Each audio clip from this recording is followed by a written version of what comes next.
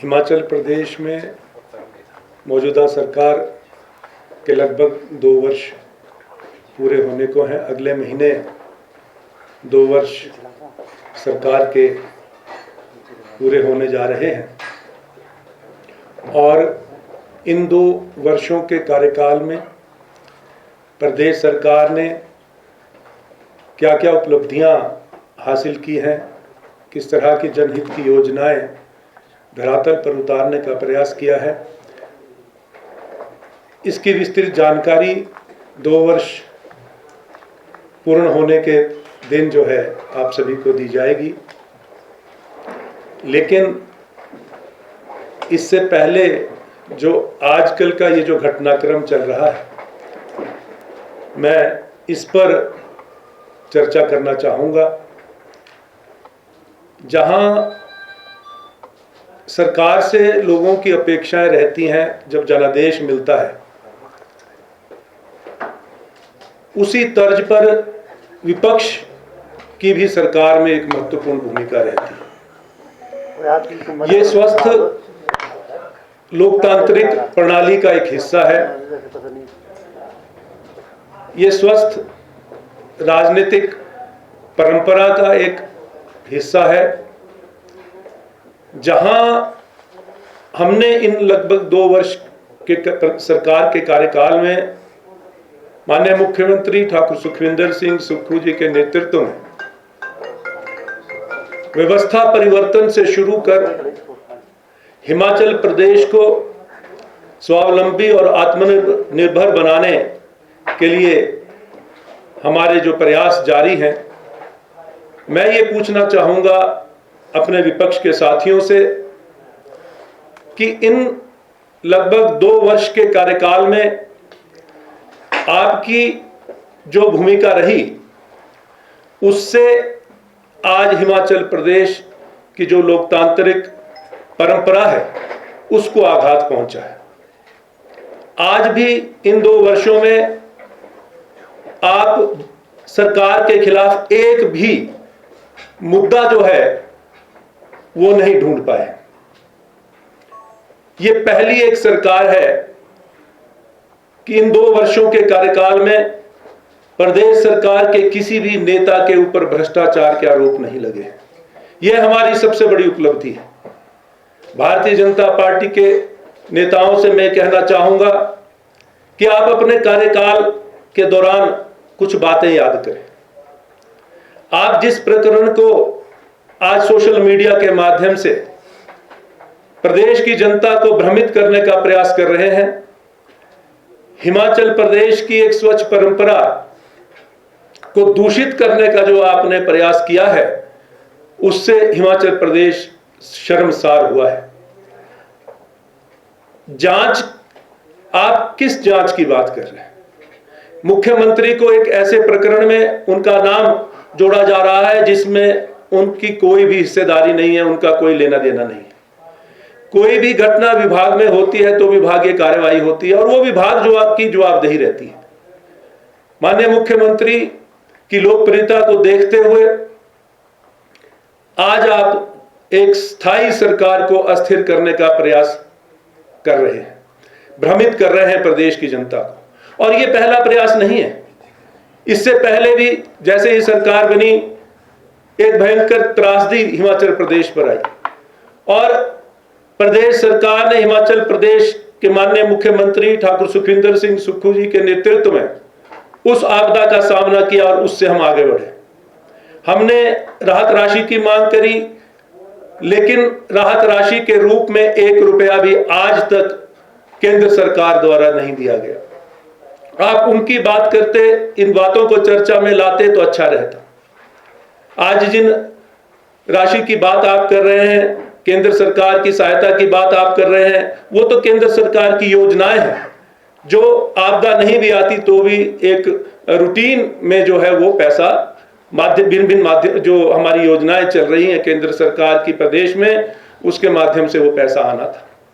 मैं ये कहना चाहूंगा कि आप वो दिन याद करें कि पूर्व में जो सरकार थी, आज प्रदेश में जो भारतीय जनता पार्टी के अध्यक्ष बने हैं और बड़ी बड़ी टिप्पणियां कर रहे हैं, बयान दे रहे हैं। क्या वजह थी कि जब उनको सरकारी पद पर वो थे और उनके ऊपर आरोप लगे और उनको त्यागपत्र देना पड़ा पद से, लोग आज भी इस बात को नहीं भूले। मैं विपक्ष के नेता को भी ये बोलना चाहूंगा कि आप वो दिन याद करें जब विधानसभा में आपके द्वारा टिप्पणी दी गई थी कर्मचारियों को लेकर। कर्मचारी बंधुओं का अधिकार है अपनी मांगों को रखने का, लेकिन कोई भी शीर्षस्थ नेतृत्व तो यदि ये कहता है कि आप पहले रिजाइन करें, त्यागपत्र दें और तब राजनीति करें, चुनाव लड़ें, तब आप बात करें। इस तरह की बातों को आज भी प्रदेश की जनता नहीं भूली है। आज कुछ एक लोग ऐसे भी इस बात को तूल दे रहे हैं जिन्होंने अभी अभी हाल ही में भगवा चोला पहना और वो अपने को पूर्व में सलाहकार कहते हैं। कांग्रेस के नाम पर अपना वजूद आज उन्होंने बनाया। कांग्रेस को खोखला करने का जो उन्होंने काम कांग्रेस में रहकर किया, आज वो भारतीय जनता पार्टी में जाकर उसी कार्य को फिर से करने का प्रयास कर रहे हैं।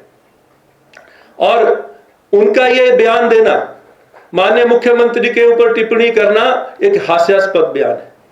मैं ये कहना चाहूंगा कि आप अपने गिरवान में झांक कर देखें और जिनके अपने घर शीशों के होते हैं वो दूसरों पर पत्थर नहीं मारा करते। अभी भी समय है। 3 वर्ष का जो कार्यकाल अभी प्रदेश सरकार का है, विपक्ष भी सरकार का एक हिस्सा होता है।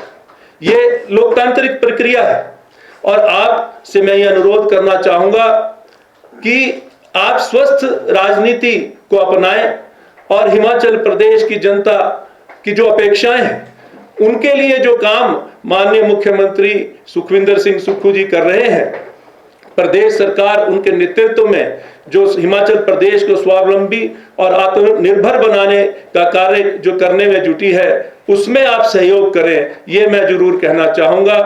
और एक कारण इस प्रकरण को तूल देने का ये भी है कि आज भारतीय जनता पार्टी में संगठन के चुनाव की प्रक्रिया चल रही है और सभी नेताओं में होड़ लगी है कि हम जो है इसमें अपना पद जो है हासिल करें, इसलिए वो लाइमलाइट में आने का प्रयास कर रहे हैं। ये मगर सभी चीज जो है वो उनके संगठन में सही नहीं है। गुटों में बटी जो ये पार्टी है और इस तरह की बयानबाजी से लोगों को भ्रमित करने का प्रयास कर रहे हैं। इनका यह कहना कि कोई भी गारंटी योजना जो है सरकार द्वारा पूरी नहीं की गई है। मैं ये कहना चाहूंगा कि जो हमने कर्मचारी बंधुओं से वायदा किया था और जो हमारी 10 गारंटी योजनाओं का जो घोषणा पत्र था, उसमें सबसे पहली जो हमारी गारंटी थी वो थी ओपीएस को लागू करने की। सरकार बनी, माननीय मुख्यमंत्री ठाकुर सुखविंदर सिंह सुक्खू जी के नेतृत्व में पहली कैबिनेट की बैठक हुई और पहली कैबिनेट की बैठक में सबसे पहला जो फैसला लिया गया वो ओपीएस को लागू करने का फैसला लिया गया, जिससे आज जो हजारों लाखों लोग जो हमारे कर्मचारी हैं वो लाभान्वित हुए हैं। आप उनसे पूछें इस बात को जिन्हें पहले सिर्फ मात्र 2400 रुपए या 4000 रुपए पेंशन मिलती थी, आज उनको 40,000 रुपए पेंशन मिल रही है, जिससे जो है उनका परिवार आज संपन्नता की स्थिति में पहुंचा है। आज इस तरह की टिप्पणी करना कि कोई भी जो आपने गारंटी योजनाएं जो है हमने लागू नहीं की है, मैं ये कहना चाहूंगा कि बावजूद आर्थिक तंगी के 10 में से 5 गारंटी योजना जो है हम पूरी कर चुके हैं। चाहे वो 680 करोड़ रुपए का जो हमने स्टार्टअप की योजना की बात करी थी, हमने माननीय मुख्यमंत्री जी ने उसको भी उसकी पहली कड़ी और दूसरी कड़ी जो है ई टैक्सी की जो योजना हमने शुरू की है वो एक उसी कड़ी का एक हिस्सा है। जो गवर्नमेंट स्कूल्स हैं उसमें जो इंग्लिश मीडियम से पढ़ाई शुरू करने का वो भी एक गारंटी योजना का हिस्सा है। मैं कहना चाहूंगा कि आप हिमाचल प्रदेश की जनता को भ्रमित ना करें और आपको जवाब दिया है उपचुनाव में प्रदेश की जनता ने।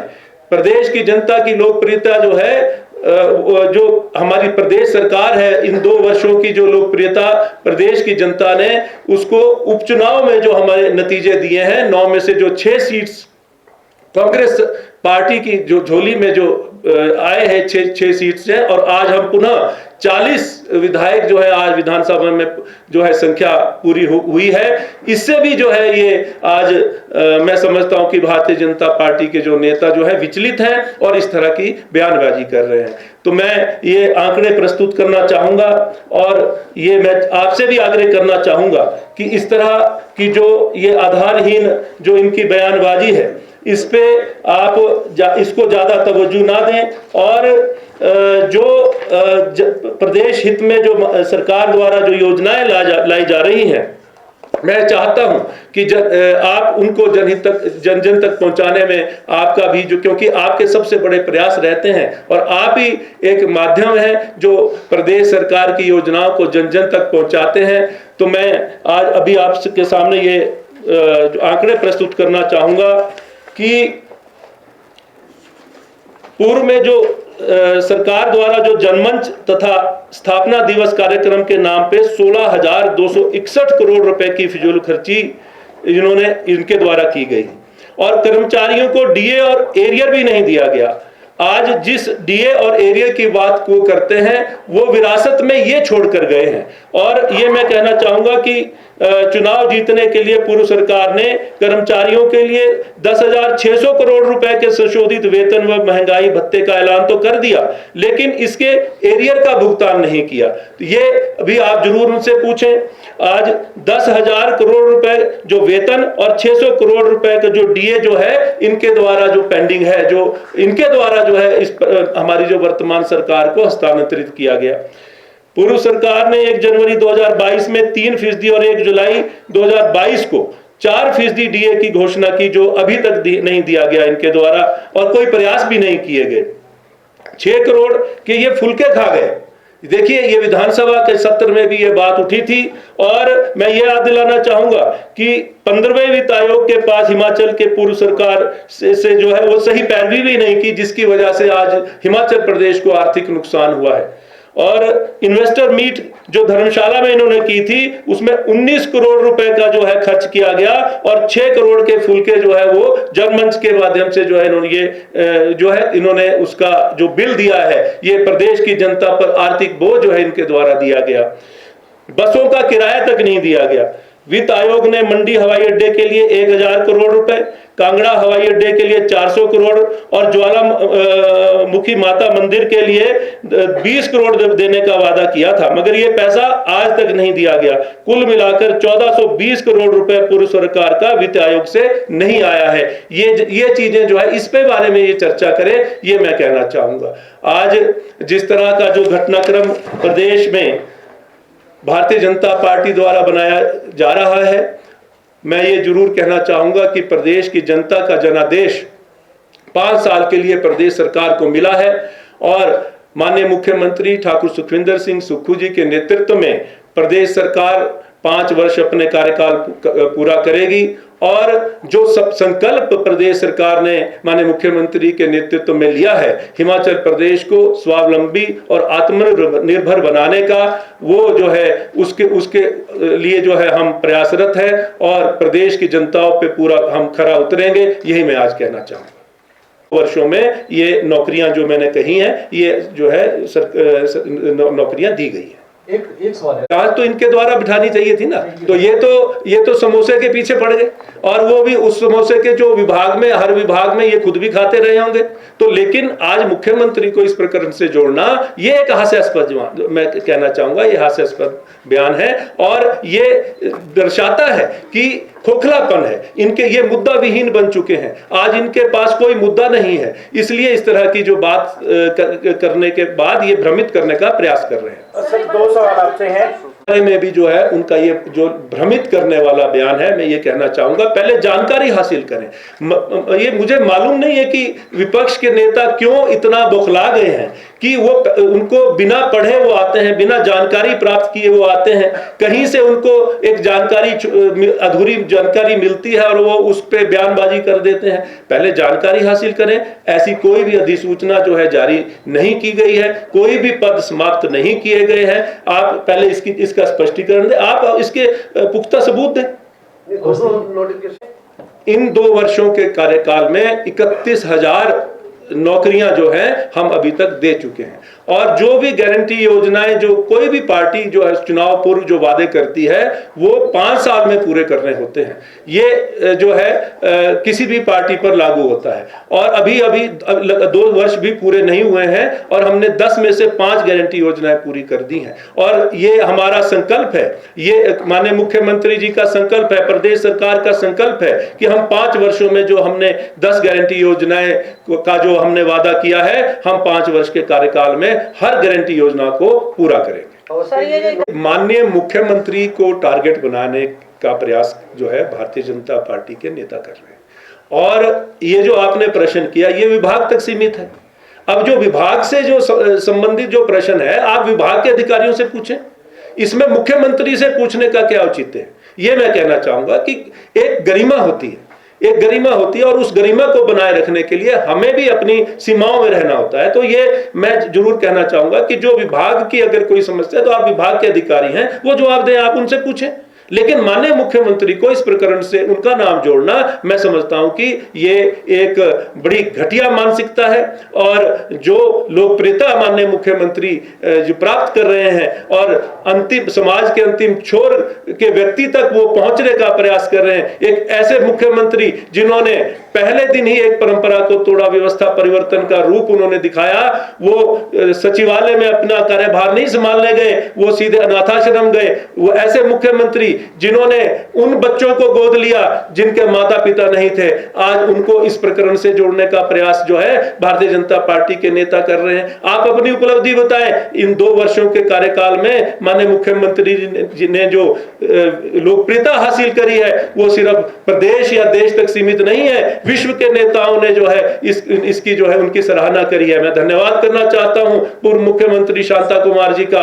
एक नैतिकता के आधार पे जो है उन्होंने विपक्ष के नेता होने के बावजूद उन्होंने जो है हमारे जो अच्छे कार्य हैं, माननीय मुख्यमंत्री के जो अच्छे कार्य हैं उनको जो है अप्रिशिएट किया। और मैं धन्यवाद करना चाहता हूं कि उसी स्वच्छ परंपरा को माननीय मुख्यमंत्री जी भी निभा रहे हैं। अभी हाल ही में केंद्रीय नेता का जो विजिट यहां पर हुआ, केंद्रीय मंत्री आए थे, उनके द्वारा जो प्रयास किए गए, जो हर राज्य में जाने का उन्होंने कार्यक्रम चलाया है और जो सौर ऊर्जा से संबंधित जो यहाँ पर चर्चा हुई है, माननीय मुख्यमंत्री जी ने केंद्रीय मंत्री को भी जो अप्रिशिएट किया। ये एक स्वच्छ राजनीति की परंपरा है। ये मैं कहना चाहता हूँ विपक्ष के नेताओं से भी कि इसी स्वच्छ परंपरा को और जो हमारी संस्कृति है, जो हिमाचल प्रदेश की परंपरा है, उसको कायम रखने का प्रयास करें। हिमाचल प्रदेश की जो वातावरण को, हिमाचल प्रदेश के राजनीतिक वातावरण को दूषित ना करें, ये जो मैं कहना चाहता हूं। जो महिलाओं, जो पात्र महिलाएं हैं, उनको ये 1500 रुपए मिलना है। और 24 फरवरी को लाहौल स्पीति जिला से इस कार्यक्रम की शुरुआत की जा चुकी है। आप ये देखिए, मैंने शुरू में कहा कि जो भी गारंटी योजना है वो 5 वर्ष में हमको पूरी करनी है। लेकिन ये हमारी कमिटमेंट है कि माननीय मुख्यमंत्री जी के नेतृत्व में 10 में से 5 गारंटी योजनाओं पे कार्य शुरू हो चुका है और पूरी की जा चुकी है। तो आने वाले जो 3 वर्ष बचे हैं, इनमें हर 10 गारंटी योजनाओं को पूरा किया जाएगा। ये मैं कहना चाहता हूं। जांच तो हमने जो इनके समय में पेपर बेचे जा रहे थे उस पे भी जांच करी है। तो जांच तो जहां पर अनियमितताएं हुई हैं उस पे प्रदेश सरकार ने एक भ्रष्टाचार मुक्त सरकार देने का जो संकल्प माननीय मुख्यमंत्री जी के नेतृत्व में प्रदेश सरकार ने लिया है, उसको जो है हम धरातल पर उतारने का प्रयास हमारा जारी है। और आपने देखा कि आज युवाओं के भविष्य को सुरक्षित करने के लिए प्रदेश सरकार ने यह ऐतिहासिक फैसला लिया, माननीय मुख्यमंत्री ने, कि सर्विस सिलेक्शन बोर्ड भंग किया और दोबारा से जो है सर्विस सिलेक्शन बोर्ड जो वहां पर उसमें जो शुरू किया है और आज वहां पर एक ट्रांसपेरेंसी के रूप में जो है वहां कार्य हो रहा है। तो ये जांच तो इनके समय में जो है वो होनी चाहिए थी, लेकिन इनके समय में तो पेपर बेचे जा रहे थे। ये जांच पर नहीं, ये तो भ्रष्टाचार युक्त सरकार थी इनकी, और इनके मंत्रियों पर भी भ्रष्टाचार के आरोप लगे और इनकी सरकार पर भी भ्रष्टाचार के आरोप लगे। ये मैं कहना चाहता हूं।